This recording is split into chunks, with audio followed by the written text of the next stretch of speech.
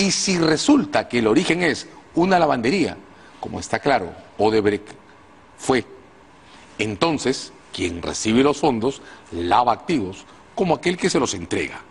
Para mí esto está claro y no solo yo sostengo esta posición. Sin embargo, en octubre del 2017, cuando la Corte Suprema revisó y dejó desactivada aquella sentencia de Nostroza Pariachi, en la que Nostroza Pariachi quería que solo se investiguen por lavado de activos a los que tengan la foto del criminal robando, la Suprema no aceptó esta versión. La Suprema emitió en octubre de 2017 una muy buena sentencia, oscura en sus zonas grises. La Suprema dijo que para lavar activos se requiere que quien reciba los fondos pueda percibir en aquel que los entrega actividades ilegales o vinculaciones con criminales. Se complicaron las cosas para la tipificación. Y esa cuestión todavía no está resuelta. Entonces, podemos estar construyendo un caso enorme con el que todos nos solidarizamos y que a todos nos indigna, sin que la regla de fundamento que nos permita saber que recibir ese dinero en ese momento era ya. Claro, y sin preguntar, ¿esto es legal o ilegal? Simplemente recibir porque necesito el dinero. Exacto. ¿Y cuál es tu condición? No aparecer y que yo vea pitufiarlo, camuflarlo, dividirlo en poquitos. Pongo un ejemplo extremo, ¿no? Bajo el estado actual de la cuestión legal ante tribunales, si por ejemplo una gran empresa, no Odebrecht, perdóname el ejemplo, pero un banco o una empresa de seguros o lo que sea, entregaba dinero para una campaña y encubría su identidad bajo procedimientos como lo que hemos descrito, bajo el estado actual de las cosas, ese dinero, producto de las utilidades legales de personas ricas, no forma un caso de lavado de activos. Recibirlo no forma un caso de lavado de activos y licuarlo tampoco. El problema es que es Odebrecht. Y el problema que la Suprema todavía no ha resuelto y debe resolver para darle solidez a estos debates es si en las condiciones específicas en las que estas cosas pasaron o habrían pasado a finales del año 10 o del año 11, la clandestinidad, el volumen del dinero en efectivo circulante eran o no suficientes para que consideráramos no solo a los que entregaban los fondos, sino a los que los recibían como responsables por delito de lavado de activos. En resumen, dos grandes paradojas. Estamos viendo una audiencia muy dura, muy sólida, que parece representar un juicio y que parece perseguir un castigo cuando se está discutiendo una prisión preventiva. Y por eso no se entienden la Fiscalía y la Defensa. Perdón, solo esto. Termine, por favor, Segunda doctor. gran paradoja. Estamos discutiendo sobre un caso muy estructurado en sus evidencias, en el que no está clara la regla de fundamento para determinar las diferencias entre responsabilidad sancionable y responsabilidad que habría que discutir con otras reglas. Ahora, si Nostroza estuvo metido justamente o tuvo algo que ver en este cambio de reglas para la tipificación del lavado de activos, ¿no debería esa observación quedar de lado, anularse? No, es claro, ese es un problema muy importante, porque la teoría de que la Fiscalía ha empezado a mostrar sobre obstrucciones, hay dos partes, supongo que luego se verá la siguiente, tiene un cierto matiz en el que intenta decir, como esta organización controla el Parlamento y está involucrada con los cuellos blancos, entonces obstruye. No basta. La obstrucción es un poco más dura. La obstrucción supone un procedimiento de interferencia sobre las fuentes de la información que la Fiscalía está organizando respecto al caso. Si el fiscal pudiera presentar un caso completo de remoción sobre él, de una tentativa de sacarlo de su despacho, los ataques que se hubieran concretado, algo más directo, entonces habría un caso de obstrucción. Lo que hay ahora es un caso político de mal uso, eso es lo que está presentando la Fiscalía en realidad, de las posiciones institucionales que este partido tenía en el Congreso. Ese no alcanza a ser un caso de obstrucción, digamos, es un movimiento duro, pero es como decir que alguien porque tiene dinero podría fugarse. Que también lo dice el fiscal. Exacto, pero entonces, que apelas a otros elementos subjetivos colaterales que están fuera de contexto. Claro, que no están contemplados hay que decir esto, en el legal. Cuando la ley dice que se puede pedir prisión preventiva por obstrucción o por fuga, lo que está diciendo la ley es que ciertos mecanismos, como las escuchas telefónicas, la vigilancia electrónica, la infiltración de agentes encubiertos, tienen que ser usados en situaciones de riesgo para construir verdaderos casos de obstrucción y fuga. Entonces, regreso a la primera paradoja. Esto es una forma imperfecta de juicio sobre inocencia o culpabilidad, organizado con el pretexto de peligros procesales que no están concurriendo al debate hasta ahora. Ahora, ¿usted cree que no hay elementos para considerar que Keiko Fujimori querría evadir Sí, por supuesto, la justicia pero y querría obstaculizar también la investigación del fiscal? Quiera. Y esa es la decir, razón. Yoshiyama está fuera del país. Claro. Yoshiyama está protegiéndose. a salvo. Pero claro. Pero ha es dicho que cuando los médicos le digan que puede regresar, ya sabemos lo que va a pasar. Sí, claro, los médicos no lo van a decir nunca. O sea, pero es que sí. por eso la Fiscalía tiene interceptaciones de teléfono, vigilancia electrónica y agentes encubiertos. Lo que había que hacer, también en este caso, como con Inostroza Pariachi, era pincharle los teléfonos con una orden judicial. Y en el momento en que uno encuentra que la secretaria está comprando boletos de avión, pues pedir su detención o pedir un impedimento de salida.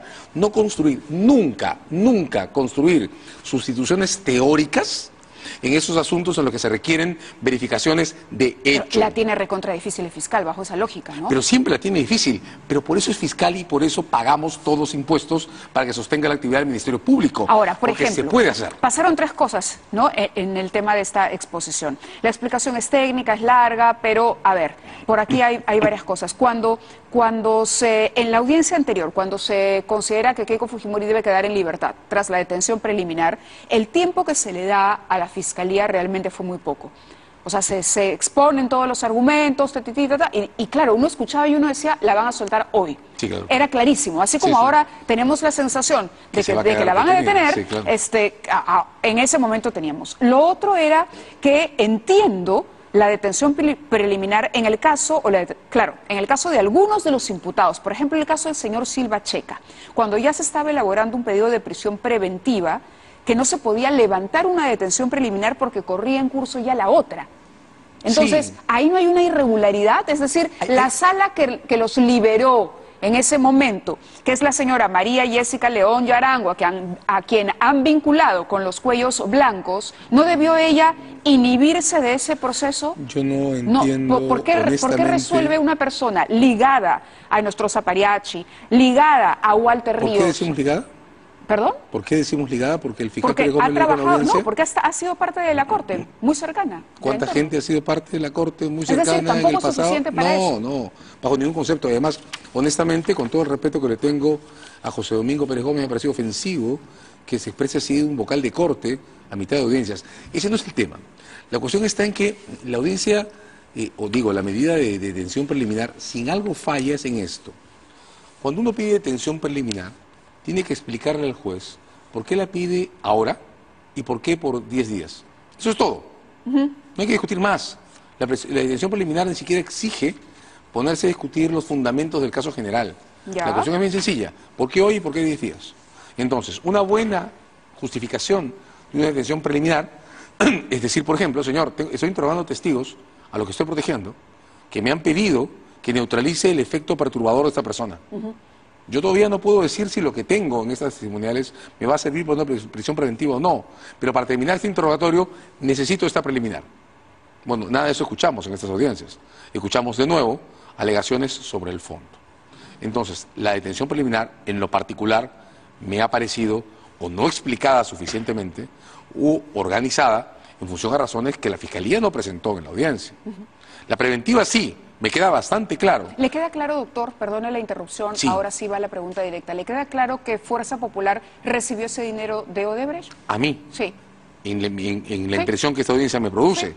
me queda suficientemente claro que la Suficientemente Fiscalía claro. tiene un Ahora, gran caso ¿y queda sobre claro? financiamiento Correcto, de Odebrecht en esta campaña. Correcto, porque ¿qué hubiese ocurrido si Fuerza Popular, en lugar de negar, decía, en ese entonces nadie sabía que Odebrecht era una empresa corrupta y solamente nos pedía, como ya venía firmando y tenía obras con el Estado, no aparecer? Y el reglamento lo permite. Pero es que yo creo que esa era la gran discusión limpia Por eso, en esta ¿qué historia. pasa si esa era la estrategia? Mi En lugar impresión- de que Keiko Fujimori salga por todos lados a Es que decir, mi impresión- yo no soy nada, no supe nada, y que hoy la abogada, porque Juliana Loza lo que dice es, aquí se habla de que el señor tal y el señor tal, pero ¿Quién ha mencionado una reunión con Keiko? Es obvio, Y no se va a reunir ella misma, que por ella eso. directamente no se va a exponer. Es ingenuo. Pero por eso es que el fiscal dice, aquí hay una organización donde no se expone al líder. Sí, pero creo que lo que hay Es el único que se está protegiendo. Todos los demás del entorno, ¿ha visto cómo el entorno se ha ido desmoronando? Sí, pero yo lo que creo es que el gran problema aquí es que tenemos dos posiciones maximalistas Ajá. debatiendo sin puntos intermedios y creo que tenemos una enorme trampa moral por resolver. ¿Notaste que todos los testigos protegidos de los que habla el fiscal hablan de colaboradores Ajá. e inversionistas en plural? El gran problema que creo que este caso encierra, y temo que es la razón por la que no se está discutiendo de manera transparente, Ok. en los términos evidentes del, oiga señor, yo en el 2010 no sabía, usted sabe ahora, yo no sabía entonces, ¿no? Creo que el gran problema de estos casos es que para discutirlos con transparencia tendríamos que reconocer que nuestro sistema político se financió y se ha estado financiando hasta ahora en base a aportes ocultos durante todo el tiempo. No lo estamos reconociendo. Como no lo estamos reconociendo, por ejemplo, no tenemos una medida de la exorbitancia. Si todos reconociéramos que se entregaba dinero para campañas en efectivo, pidiendo todos que no se identifiquen a los donantes, podríamos saber, por ejemplo, por qué pasaba, si es que era así, sin ningún control, cantidades entregadas como de 30.000, 20.000, 40.000 o 50.000 dólares. Podríamos medir la exorbitancia, ¿no? Porque un mercado informal en el que todos entregan fondos para campaña hasta 30.000 o 50.000 dólares, 3 millones serían una exageración y se podría reconocer la diferencia. Claro. Pero estamos eludiendo el verdadero debate moral. Y el verdadero debate moral supone el reconocimiento de lo que hemos hecho en punto a manejar el financiamiento de campañas políticas con un nivel de informalidad que raya con lo delictivo. Y como no queremos discutir esa diferencia, lo estamos callando. Como lo estamos callando, estamos distorsionando en posiciones maximalistas la discusión sobre el financiamiento de una campaña, la del 2011, en dos partidos, el Partido Nacionalista. Bueno, ha y salpicado Fuerza también a Popular. la de 2006, en Claro, todo esto. y salpicó la de 2006 por Venezuela, No, y salpicará... la de 2006 por el tema de García Alba Castro, que también recibió dinero de Odebrecht. Sí, por supuesto, y salpicará a la campaña esta de Villarán, Claro, la última campaña de Villarán, ajá. por esas otras donaciones. Pero el Claro, es un problema, problema general. pero el problema de fondo no lo estamos discutiendo. Correcto, Como doctor. sociedad tenemos que reconocer que manejamos muy mal esto Bien. y sobre esa base aclarar los términos formales de las reglas de lavado de activos que siguen sin especificarse en medio de este debate. Y en un país que tiene como un gran problema la lucha, o como un gran reto la lucha contra el lavado de activos, si hay algo que no debería quedar a la libre interpretación, es la ley que tiene que tipificar este delito que ha carcomido los cimientos de toda la Por sociedad. favor, Mávila, ¿cuántas personas están presas exclusivamente por lavar Así activos? es. Cero. Gracias, doctor Nakazaki. Nos Encanta- ganó el tiempo, pero siempre es Azabache. Perdón. No se preocupe, a Sabache, sí los tengo a los dos, sino que como hacíamos mención a lo que él decía... ok. Entiendo los actos fallidos. Gracias.